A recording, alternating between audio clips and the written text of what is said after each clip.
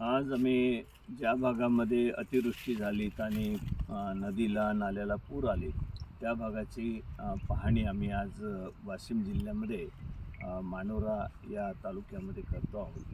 आणि या ठिकाणी जे कास्तकार आहेत यांच्या शेतामध्ये या ठिकाणी आम्ही उभे आहोत. आपण पाहिलं असेल की सगळी टमाटे जे आहेत ते सुद्धा पूर्ण खराब झालेली आहेत पावसामुळं, अतिपावसामुळं. आणि या उडीद मूग हे सुद्धा काही हातामध्ये येऊ नये अशा प्रकारची स्थिती आहे. ही स्थिती कापसाच्या संदर्भातही आहे, पराठीच्या, आणि ही स्थिती सोयाबीनच्याही संदर्भामध्ये आहे.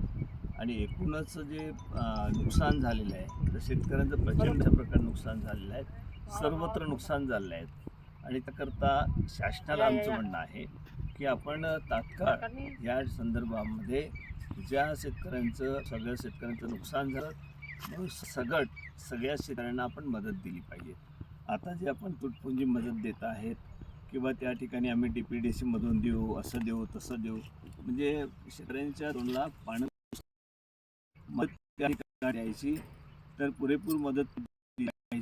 आणि या संदर्भामध्ये आमची मागणी आहे, प्रदेश काँग्रेस कमिटीची मागणी आहे, आमची मागणी आहे, सगळ्या शेतकऱ्यांची मागणी आहे की आपण एक हेक्टरी त्या ठिकाणी मदत करायला पाहिजे सरसकट सगळ्या शेतकऱ्यांना.